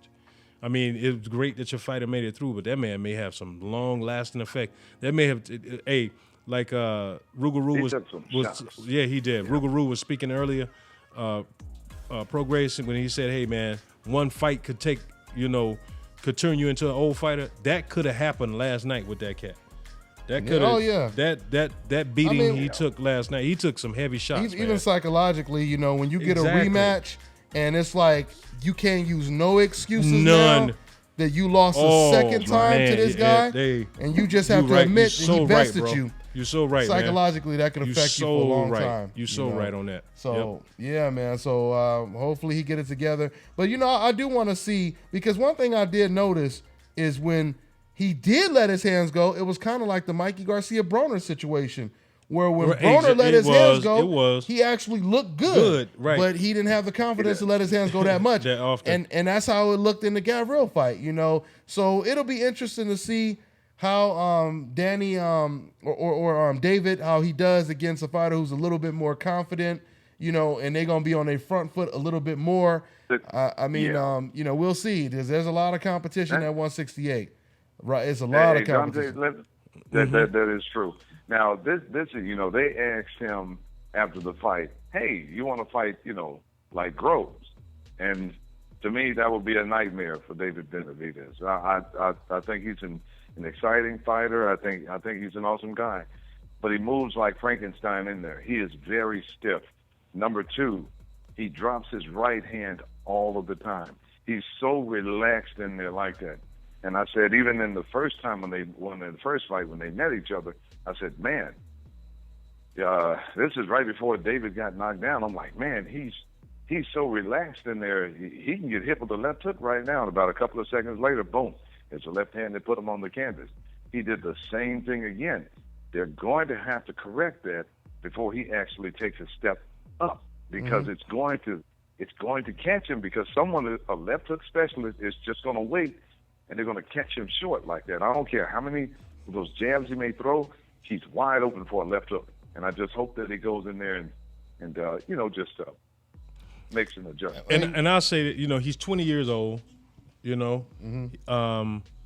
I think, what did they say, he had like 10 amateur fights? Yeah, something like that. Yeah. Not too many, man. That's 10 amateur fights, man. Yeah. That is awesome. Turned pro, what, 16 or 17? And he used to be like 250 pounds or something. He used to be like 260. He used to be 260. Yeah, you know. And now, you know, he's looking like the best out of the brothers right now, and the most complete fighter in the family right now. And his dad, once again, another one of those fathers who didn't have any boxing experience, learned from books and videos. That's crazy. You know, isn't that crazy? How to box. I know. And now you got one of the best fighters in the world right now. That's right. You know, so that just goes to show you once again, you know, you don't have to, you know, have gotten beat up or whatever it is, you know.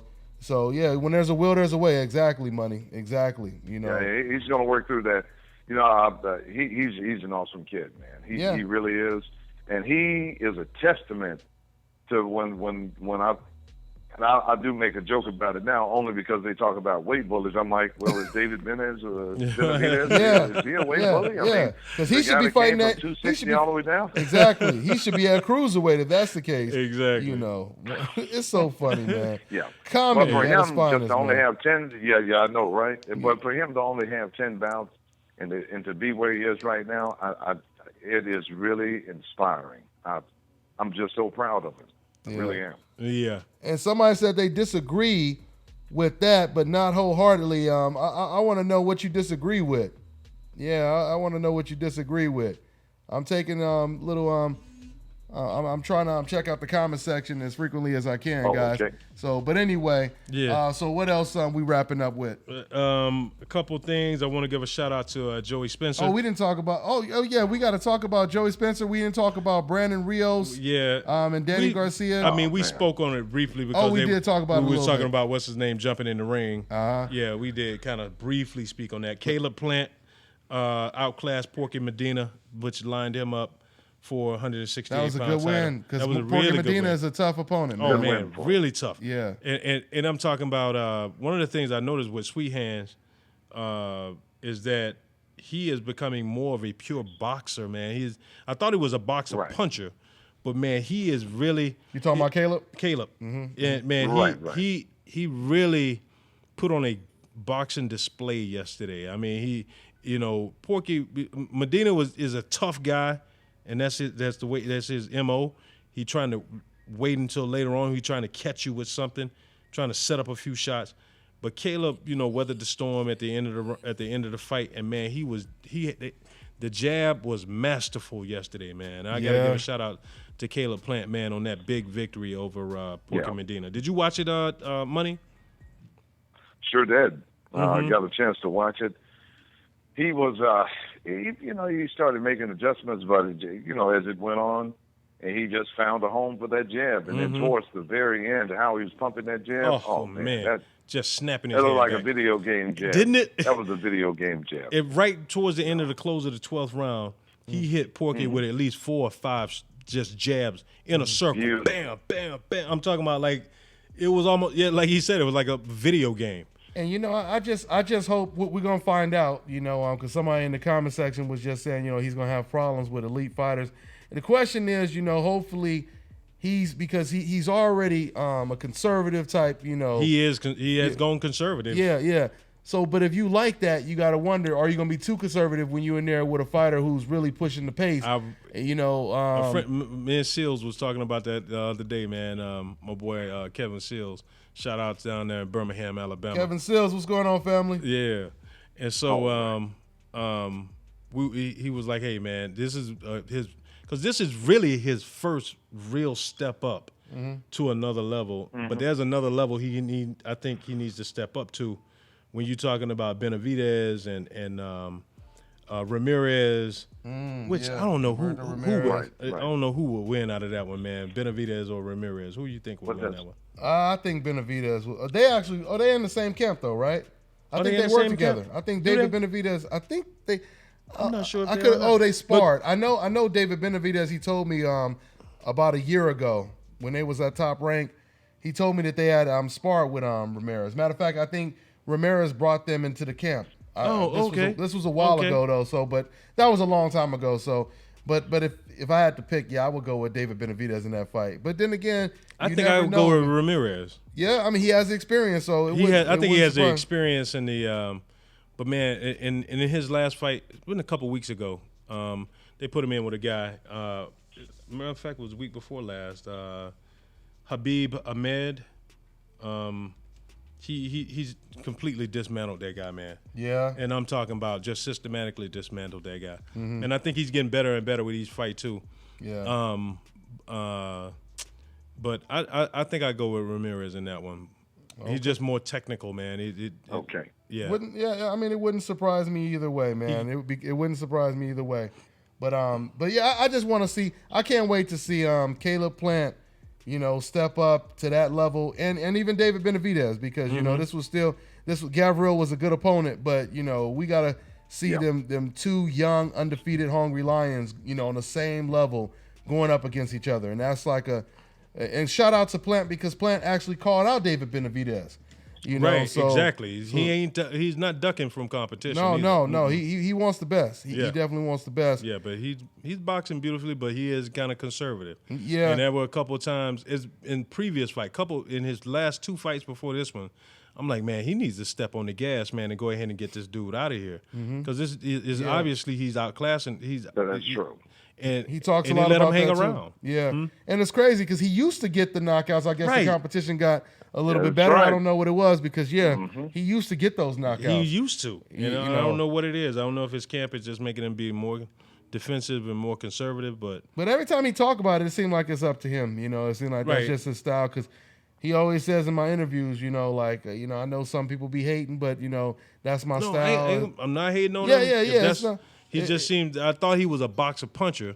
But now it just seems like he's moving. Just hey, man, I want to stay out here and box. Yeah, so, right. And if he can do it, then we just saying once again, I'm saying I hope that he ain't gonna be that reserved. He ain't gonna be that passive when he's in there with someone who's really coming forward. Pressing him. Yeah. So correct. That's what it is, man. Did we talk to that David Alexander, Victor Ortiz? No, we didn't talk too much about that. But let me say real quick. Go back to Joey Spencer. Oh, yeah. Congratulations to Joey Spencer. Yeah. For those of you guys who don't know, you know, I've been following this kid, you know, since he was a young amateur, and he just made his pro debut on this Danny Garcia, Brandon Rios undercard. Got a 2nd round knockout, and you know, for him to get a debut on such a on a big card like that, it was pretty big and it was impressive. So shout out to Joey Spencer. Definitely. You hear it now, boy. Undefeated now. That's what it is. So and then and I didn't even know, man. I didn't even know that Devin and Ortiz. Yeah. Because I kept getting because I was in Mexico, so I missed a lot of fights. But I just kept hearing everybody sending me messages like, Devin got robbed. So I automatically assumed that meant that Devin lost. And they gave it to Ortiz. Draw. I didn't even know it was a draw. Keith Thurman had to tell me that. So yeah, man. But so it was a draw. How did you score it, and what did you think, Milt? I had it 116-112. I thought that he won comfortably.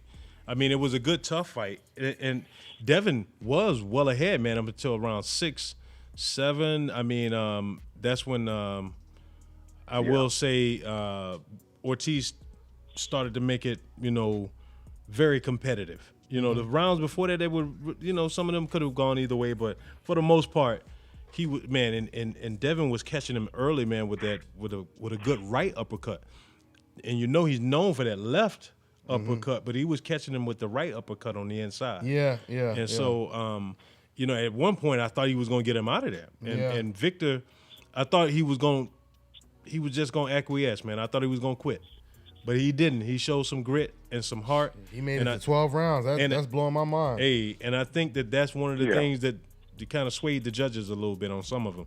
It's like his eye looked like hamburger. And he looked like he wanted to fold, man, but he didn't fold. He stayed in the fight.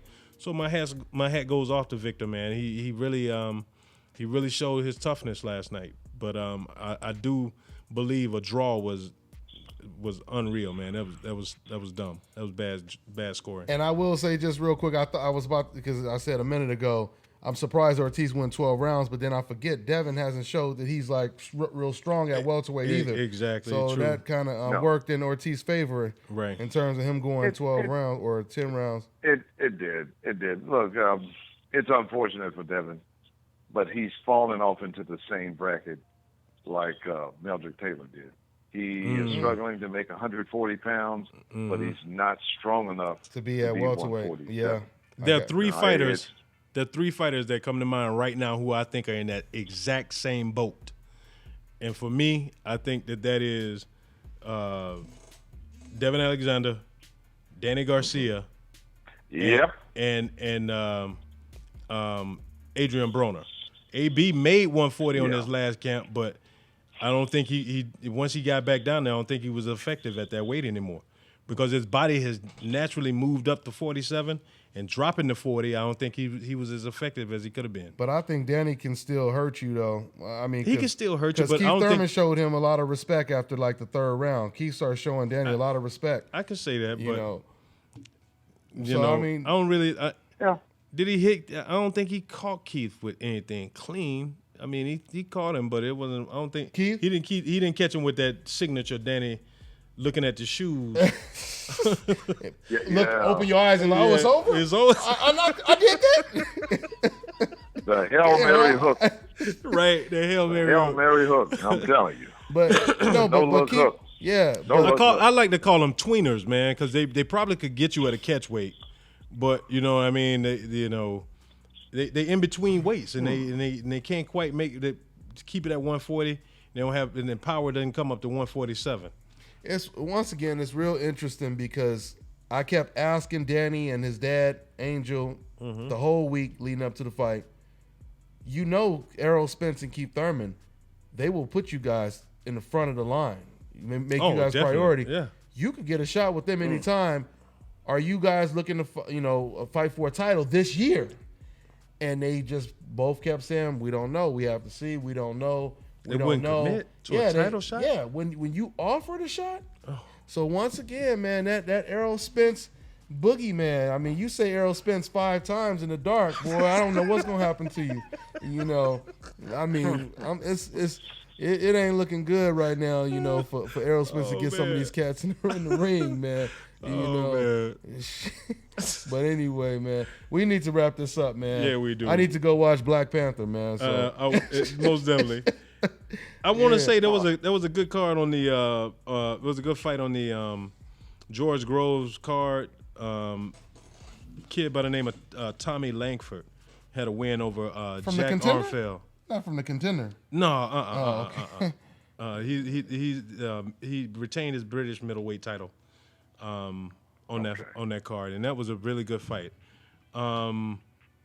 Let me see. Am I forgetting anybody? Oh, Ladarius Memphis Miller. Shout out to him on his TKO victory. We talked to you guys over Ray Robinson, Balderas, young kid, man, and he continued. He fought. Yeah. He just sent him and Shakur Stevenson. Shakur, shout out to him too. Congrats to Shakur Stevenson, man. Another great win, man. Seemed like he's switching his style up though. It seemed like he's becoming a lot more technical. He's not in there just blowing guys out anymore, and he's being more selective with his punch output. And but he didn't get the knockout, but he really outclassed that guy. It was a shutout. And the only other headlines I had was both AB and Omar Figueroa facing legal problems. Omar Figueroa with a DUI. It was a little while back that he got the DUI, and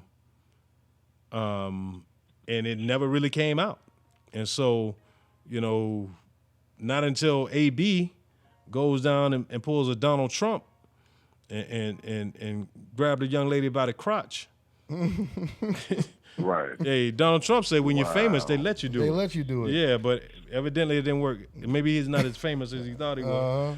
But hey, I'm trying to reserve comment on this one because the thing is, I know it's going to be 15,000 stories.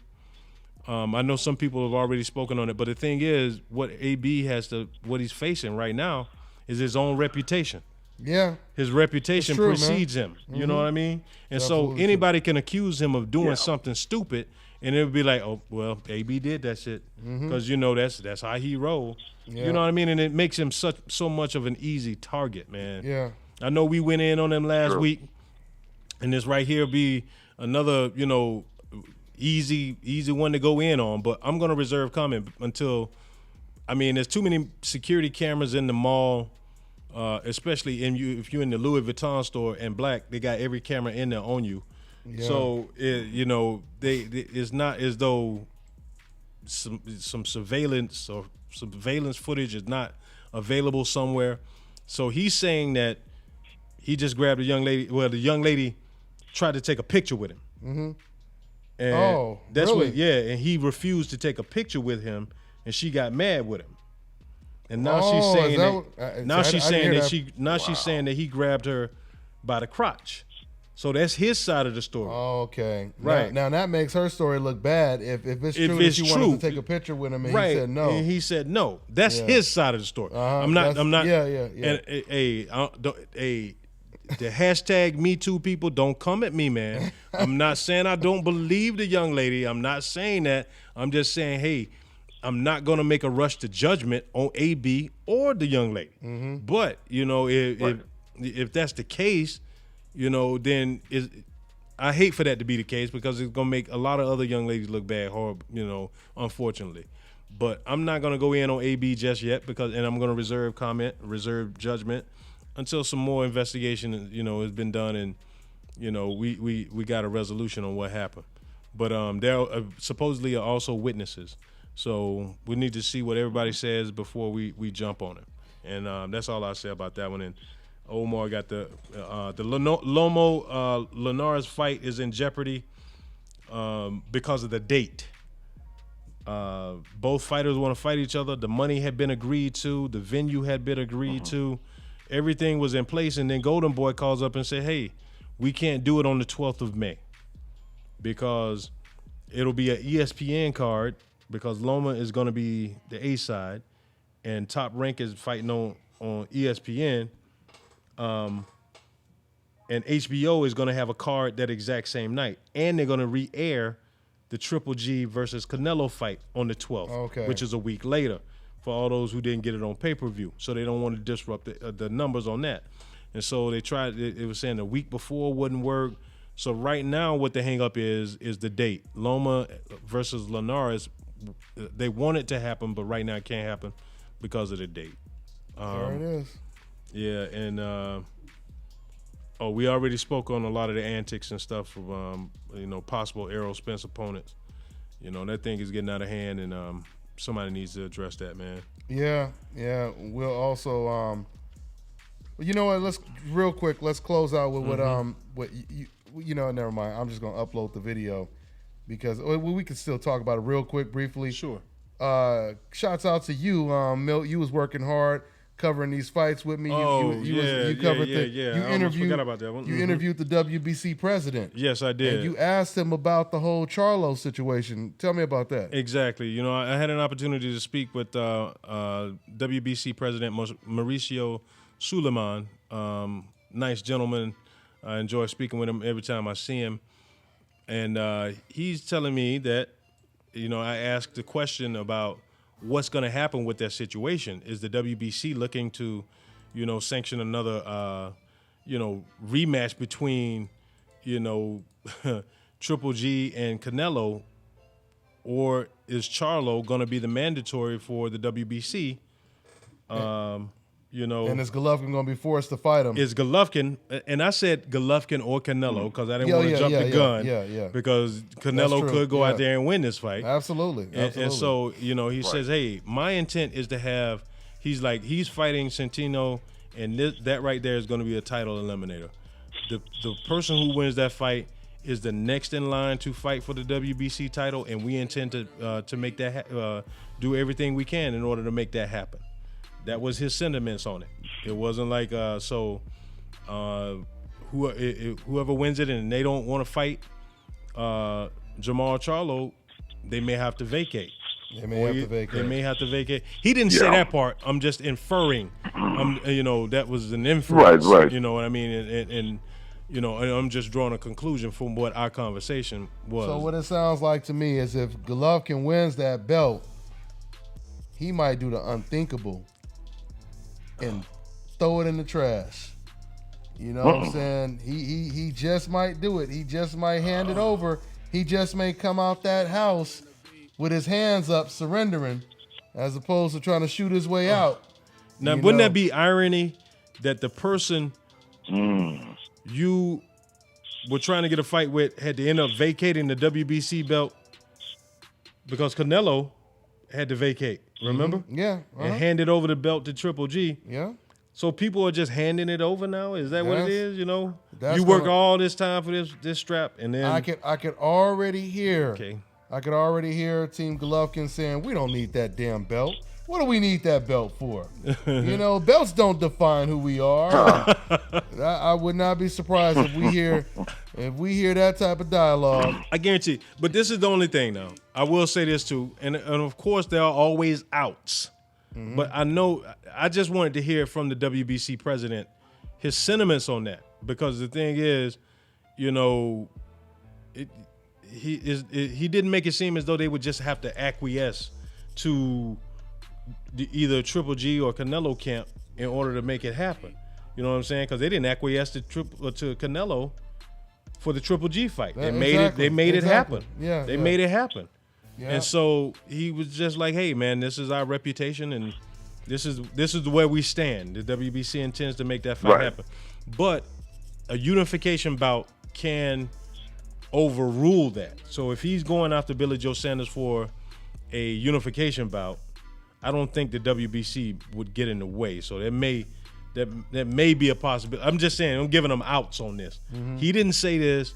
This is just things that I'm thinking about. If it don't get done, then what made it not get done? Yeah. And that could be one of the things that could make it not get done. Absolutely. Right. Yeah. Well, hey, man, we're going to go ahead and wrap it up, man. I got you. Only thing for next week, Joseph Diaz Jr., he's fighting Victor Terrazas on Thursday. I think it is February 22nd. Next Saturday is the Superfly 2. You got Srisaket Sororong Visai versus Juan Francisco Estrada. Carlos Cuadras against McWilliams Arroyo. Donny Nietes versus Juan Carlos Riveco. And Brian Veloria versus Artem. I don't know this dude, man. Dalakayan for the vacant WBA flyweight title. And then Anthony Yard is fighting in England. Anthony Yard and Daniel Dubois on the same card. Anthony Yard, that boy is a beast. Y'all better look out for him. Yes, sir. The light heavyweight division. Mm-hmm. Daniel Dubois, maybe a couple years behind, but he gonna be a force in the future too. Yeah. And then also closing that out would be Callum Smith versus Jürgen Bramer for the Who beat Rob Bryant? The other half of the World Boxing Super Series for the super middleweight division. So that'll shape up that. Danny Romain fights that week after that, and then coming up on March 3rd, that's going to be a big night in boxing, man. And March 3rd is Deontay Wilder versus Luis Ortiz, and Jamal Charlo versus Hugo Centeno. Great card, man. Mm-hmm. Great card. I believe that one is at the Barclays, and then and Madison Square, you're gonna have Sergey Kovalev and Dimitri Bivol fighting Sullivan Barrera.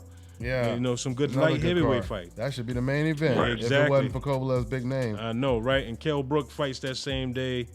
Brook fights that day? No, he fights that day in Sheffield. He's fighting that day in Sheffield, England. Nice. So he's coming back that day. But what I wanted to get down to in Paris is that March 3rd. That's March 10th. March 10th. I put it in the wrong slide. I thought it was.